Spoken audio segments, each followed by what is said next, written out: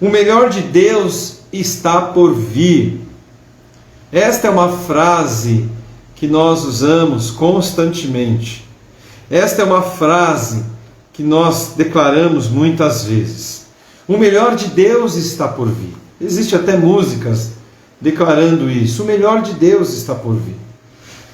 Mas a pergunta que eu quero fazer para você é: o melhor de Deus realmente está por vir? É uma pergunta que eu faço a você. Esta é uma frase, não é uma frase bíblica, não está na Bíblia isso, mas na verdade ela é apenas um jargão que se popularizou entre nós cristãos, né? Usamos esta frase para dizer que Deus irá melhorar a situação de algo ruim. Deus agirá trazendo algo melhor. Geralmente a gente usa isso, né? Quando a situação não está muito boa. De fato, é correto dizer que o melhor de Deus está por vir? Do ponto de vista bíblico, existem algumas dificuldades que a gente precisa entender. Então tenta entender, eu não estou aqui em primeiro lugar dizendo que quem fala isso está pecando, mas para que você comece a entender um pouquinho mais algumas coisas, né? Do ponto de vista ontológico, ou seja, a parte da metafísica, que trata da natureza humana, da realidade, existência, né? Vamos entender o seguinte, que não faz sentido dizer que o melhor de Deus está por vir. Por que não faz sentido? Pois em Deus há perfeição absoluta, né? Ele é infinitamente perfeito. Não há algo nele que seja melhor ou seja pior. Não existe.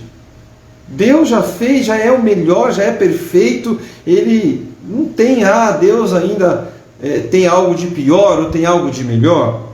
Não, nada que provém dele é passível de ser melhorado. Tentem colocar isso na sua mente. Nada de Deus ainda precisa ser melhorado, né? Agora, a respeito das obras de Deus na história da redenção, nós podemos até considerar sim esta frase, que o melhor de Deus está por vir. À luz dos atos de Deus na história da redenção, se a gente observar, a frase até pode ser aplicada quando a gente fala das atitudes de Deus durante a história toda com o objetivo da redenção, da salvação. Mas a gente precisa olhar isso na linha do tempo, olhar lá atrás, averiguar lá atrás aonde encaixa essa frase, em que momento que essa frase pode ser encaixada. Então vamos lá, vamos voltar um pouquinho lá atrás, lá no começo, né? Adão e Eva. Sabemos que lá em Adão e Eva tudo foi feito de uma forma perfeita, Deus criou tudo perfeito, o homem até então não tinha pecado, foi algo maravilhoso. Mas o homem decidiu e escolheu, porque o homem ele tem livre-arbítrio, e nesse livre-arbítrio o homem escolheu algo a mais. E ele escolheu desobedecer a Deus. Então nós dizemos que daí em diante existiu a queda. A queda da humanidade foi lançada em um estado de rebelião contra Deus. Após a queda do homem, se você olhar na história, tudo se desmoronou, né? Mas naquela mesma ocasião da queda do homem, Deus lançou uma maldição, né? O homem iria ter que trabalhar. Na verdade, o homem sempre trabalhou, né? Ele cuidava do jardim. Mas agora o homem ia ter que trabalhar e do seu trabalho ele iria tirar o seu sustento, do seu suor, né? E a mulher teria dores de parto. Então, depois da queda do homem, depois da desobediência do homem, Deus lançou ali uma maldição sobre o homem, sobre toda a humanidade. Mas também ele trouxe algo maravilhoso. Ele anunciou algo tremendo para o homem. Não foi só a maldição, olha, vocês agora vão padecer, agora a mamata acabou, a situação vai mudar para vocês. Agora a situação, realmente Deus lançou algumas coisas que hoje nós pagamos o preço por isso, né? Mas Deus também lançou e anunciou algo maravilhoso. Se você olhar em Gênesis 3,15, nós vamos ler aqui, diz o seguinte: e porém inimizade entre ti e a mulher, e entre a tua semente e a sua semente. Esta te ferirá a cabeça, e tu lhe ferirás o calcanhar. Nessa frase, Deus já anuncia algo extraordinário, que iria resolver esta tragédia que é o pecado. E este foi o primeiro anúncio, que a gente pode dizer, do Evangelho, né? Aqui o Senhor já começa a dizer que a coisa iria mudar, que um homem iria vir e pisar na cabeça da serpente. E a gente sabe que isso aconteceu lá na frente. Ou seja, depois de ter fracassado, o homem foi fracassado, Deus apresentou ao homem a aliança da graça. Deus anuncia que algo iria acontecer. Deus começa a agir com propósito devido ao seu amor por cada um de nós, né? E ao ouvirem de Deus isso, o homem, Adão e Eva poderiam dizer, aí sim eles poderiam dizer, o melhor de Deus está por vir. Porque depois que o Senhor anuncia, vamos dizer assim, o Evangelho naquela época, depois que Deus fala, olha, virá um que vai salvar, eu tenho um plano, o plano da graça. Dali em diante, Adão e Eva e os outros poderiam dizer, o melhor de Deus ainda está por vir. Porque até então, eles estavam vivendo debaixo de uma maldição. Mas Deus ali prometeu a eles algo, que é o Senhor Jesus Cristo. E ali então, eles poderiam ter a esperança e declarar, o melhor de Deus está por vir. A restauração da comunhão com Deus não viria de seus próprios esforços de obediência. Talvez, em algum momento, eles pensaram isso. Mas não, em nenhum momento essa salvação, essa solução para o pecado viria da obediência do homem, viria do esforço do homem, mas viria de um Redentor enviado de Deus. Olha que bênção, né? Através da semente de uma mulher, Maria. Então Deus já tinha tudo planejado, Deus já tinha tudo esquematizado. E no decorrer da história, o povo viveu a expectativa desse melhor de Deus. Lá atrás, o povo já vivia a expectativa do melhor de Deus. Então essa frase cabia mais lá para o povo hebreu, há mais de 2000 anos atrás. Aí sim essa frase era mais correta, mais perfeita, porque todos naquela época estavam esperando o melhor de Deus, estavam esperando a redenção, né? Agora, o tempo em que o melhor de Deus veio foi quando? Depois de muita espera, de muita expectativa, o melhor de Deus veio. E nós vemos esse melhor de Deus acontecendo no Novo Testamento. Olha lá, 1 de Pedro 1,20. O Cordeiro, que embora conhecido em outro tempo, ainda antes da fundação do mundo, se manifestou diante dos homens no tempo determinado por Deus. Pedro ainda completa dizendo que isto aconteceu por amor de vós. Aí nós temos também João falando deste momento. No princípio era o Verbo, e o Verbo estava com Deus, e o Verbo era Deus. E o Verbo se fez carne, e habitou entre nós. E vimos a sua glória, como a glória do unigênito do Pai. Está lá em João 1, de 1 a 14. João, Pedro, declarando a vinda, declarando a redenção, declarando aquilo que Deus já havia falado lá no início, definitivamente, na história da redenção. O melhor de Deus já veio. Os antigos foram salvos por esta fé. Jesus não veio lá no passado. Ele veio a partir do Novo Testamento. A redenção veio no Novo Testamento. Mas aqueles homens lá do passado, Abraão, Isaac, Jacó, todos eles tinham a expectativa desta redenção. E pela fé que eles tinham, eles também foram salvos. Glória a Deus por isso. Mas hoje, essa expectativa, nós não precisamos dizer que o melhor de Deus está por vir, porque o melhor de Deus já veio. Precisamos entender essa grandeza. Veja que privilégio para nós.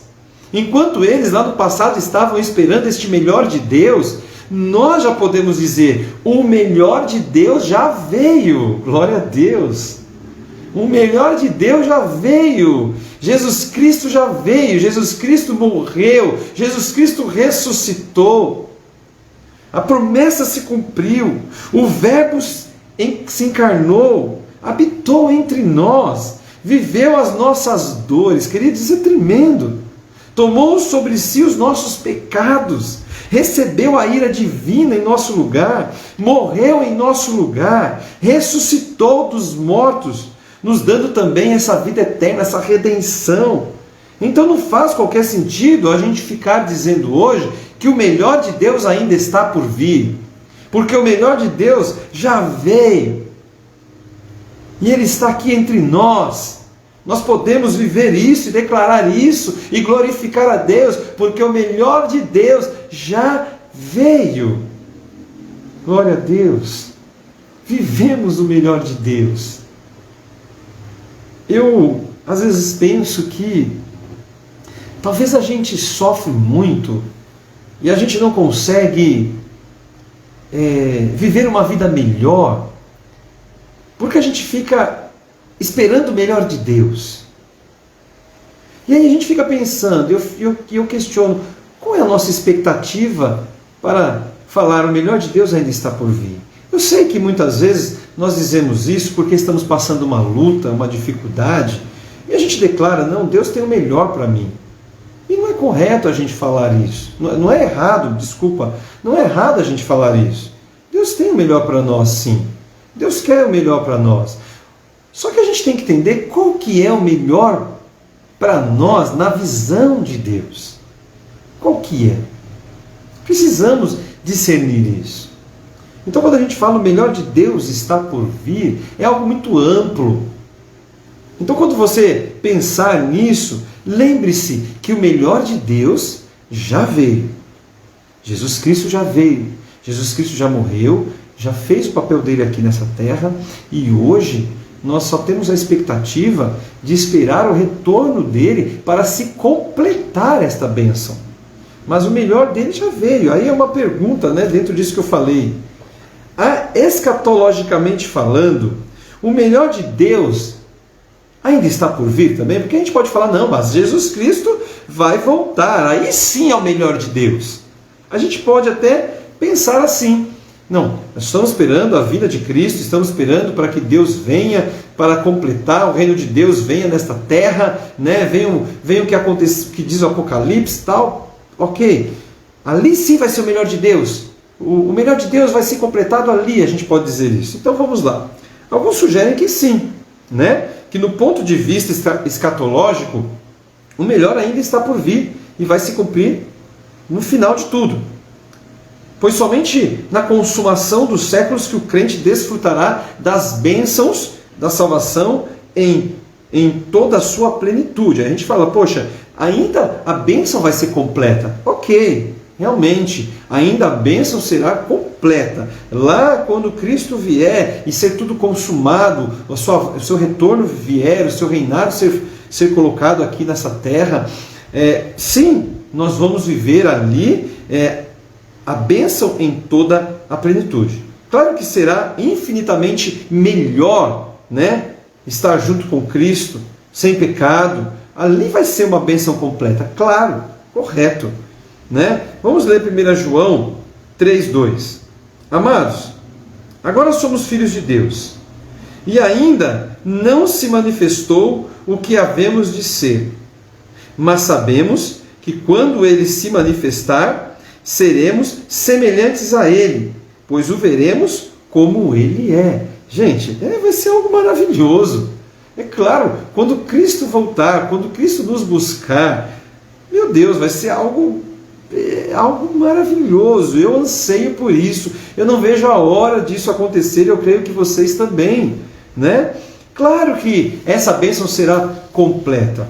A questão é, nós não podemos dissociar o que está por vir do que já veio, né? Nós não podemos desassociar o que está por vir com aquilo que já veio. Não podemos separar as bênçãos, né, das bênçãos futuras. A bênção da vida de Cristo para nos salvar, morrer na cruz, já foi completa, né?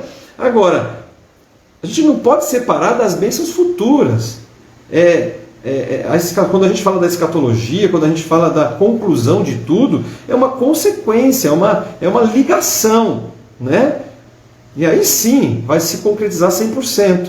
Se um dia vamos desfrutar das bênçãos da salvação em toda a plenitude, isso só será possível porque Cristo já veio e derramou seu sangue na cruz. Tenta entender.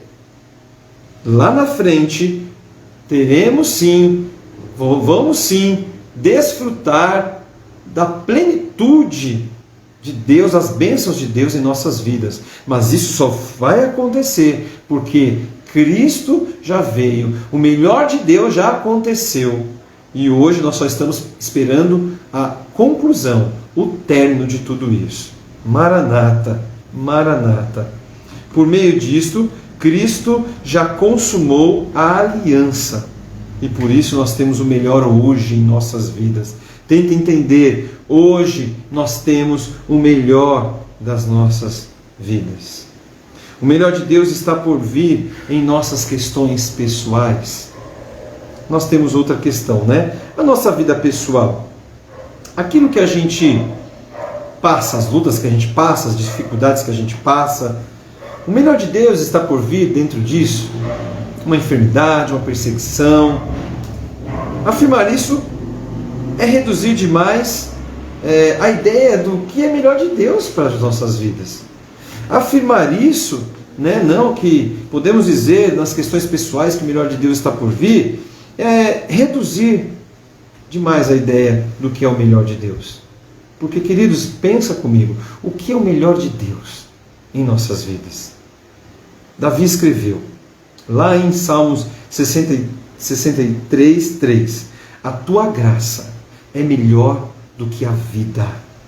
A tua graça é melhor do que a vida. Nada que tenha a ver com a nossa existência neste mundo é comparável com a graça de Deus manifestada em Cristo. Nada se compara.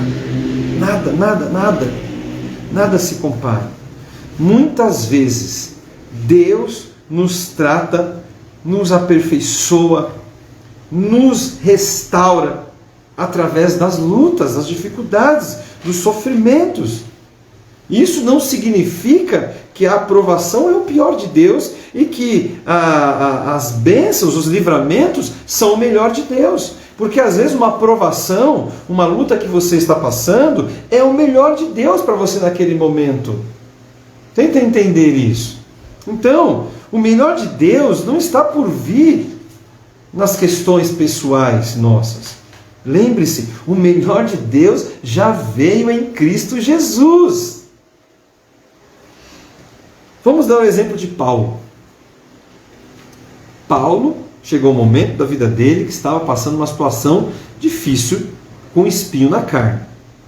Não sabemos o que era o espinho na carne dele. Sabemos que aquilo o incomodava. Aquilo era algo que causava dor, causava sofrimento. Nós não sabemos o que era, causava um incômodo. E Paulo pediu ao Senhor, Senhor, tira de mim esse espinho na carne, né? Mas era bênção de Deus para a sua vida aquele espinho na carne. Aquilo naquele momento era o melhor para Paulo, né? Porque aquilo que fazia Paulo se proteger, talvez daquele desejo da autossuficiência. Nós sabemos que Paulo, no começo, passava por lutas disso. Paulo foi sendo trabalhado, foi sendo moldado, e talvez esse espinho era sobre isso, né? De Paulo se achar, de Paulo ter uma soberba, Então Deus permitiu aquilo para ele mostrar que Deus era o único todo-poderoso. Não existia outro. Então, vamos ler para a gente entender o que Paulo fala. Lá em 2 Coríntios 12, 7 a 10. E para que não me exaltasse pela excelência das revelações, olha só, para que não me exaltasse, olha a soberba, né? Pela excelência das revelações, foi-me dado um espinho na carne, a saber, um mensageiro de Satanás para me esbofetear, a fim de não me exaltar, acerca do qual 3 vezes orei ao Senhor para que se desviasse de mim. E disse-me: a minha graça te basta, porque o meu poder se aperfeiçoa na fraqueza. De boa vontade, pois, me gloriarei nas minhas fraquezas, para que em mim habite o poder de Cristo. Por isso, sinto prazer nas fraquezas, nas injúrias, nas necessidades, nas perseguições, nas angústias, por amor de Cristo, porque quando estou fraco, então sou forte. Provavelmente o que Paulo fala de espinho na carne era algo que era para tratar o seu ego, né? Porque ele fala aqui, né, um mensageiro de Satanás para me esbofetear a fim de não me exaltar. Quantos de nós precisamos de um espinho na carne desse? Quantos de nós? E, queridos, aqui, humanamente falando, não era o melhor de Deus para Paulo. Aquilo incomodava Paulo.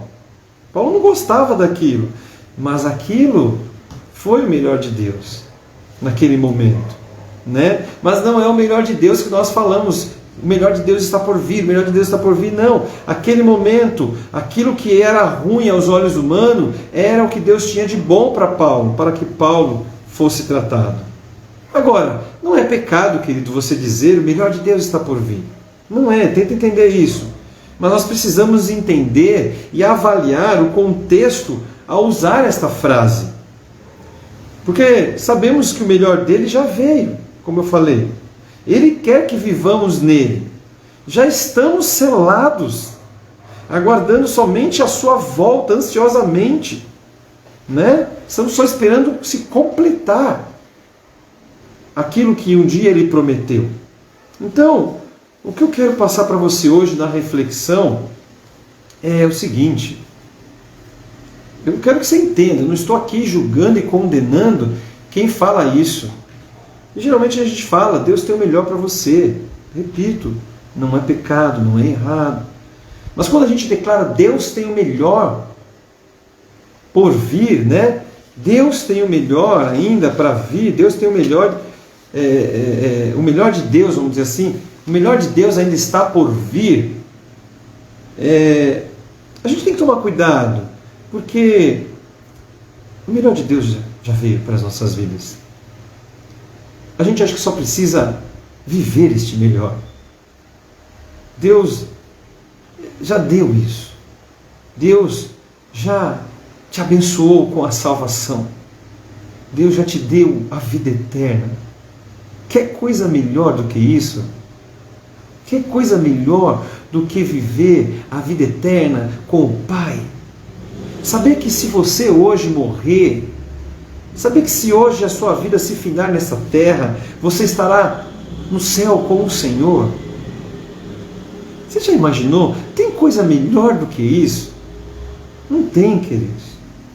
Então, para exemplificar e a gente encerrar, porque Deus quer te dar o melhor sim, muitas vezes. Eu vou te dar um exemplo.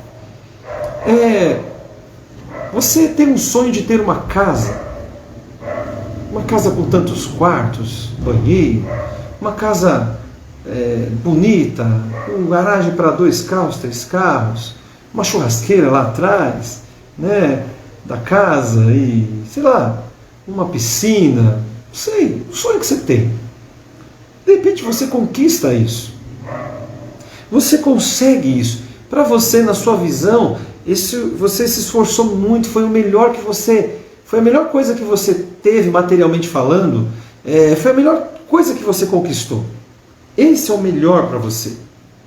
Mas aí vamos entrar em outra questão. Você agora quer ter coisas dentro dessa casa. Ou seja, e você vai galgar isso de tempo em tempo. Você vai comprar as coisas de dentro de casa, mesmo você morando lá dentro, aí você quer trocar o móvel, ou seja, isso são coisas que você vai galgando de tempo em tempo, você vai conquistando de tempo em tempo. Mas a melhor coisa que aconteceu foi a compra da casa. A melhor coisa que aconteceu na sua vida foi ter esta casa. As outras coisas foram consequências, foram somente se somando, né, para a melhor coisa que aconteceu, humanamente falando. Estou te dando um exemplo. Então, traga para hoje. Jesus Cristo morreu. Jesus Cristo ressuscitou. Jesus Cristo, através disso, te deu a salvação. Este é o melhor de Deus para as nossas vidas. Então, o resto é consequência. E aí você fala, poxa, mas eu queria isso, queria aquilo, peça a Deus. Peça, clame a Deus os seus sonhos. Abra o teu coração para os teus sonhos. Deus vai te abençoar se Ele quiser, se Ele entender que vai ser bom. Mas se Ele falar, não vou te dar, a minha graça já te basta. A minha graça já te basta. E vamos louvar ao Senhor. Às vezes eu oro, às vezes eu clamo, eu falo, Senhor, como eu queria tal coisa, como eu gostaria de receber tal coisa. E eu tenho clamado. Eu tenho pedido, Senhor, entre com a tua mão sobre a minha vida, em algumas áreas da minha vida. Mas eu também digo, Pai, é um sonho que eu tenho, mas se o Senhor não quiser me dar, eu vou continuar te adorando e te louvando, porque o melhor do Senhor já veio sobre a minha vida. E Deus quer que a gente desfrute deste melhor. Essa palavra também é para você que talvez está afastado, para você que talvez não conhece a Cristo ainda, não o aceitou como seu Salvador.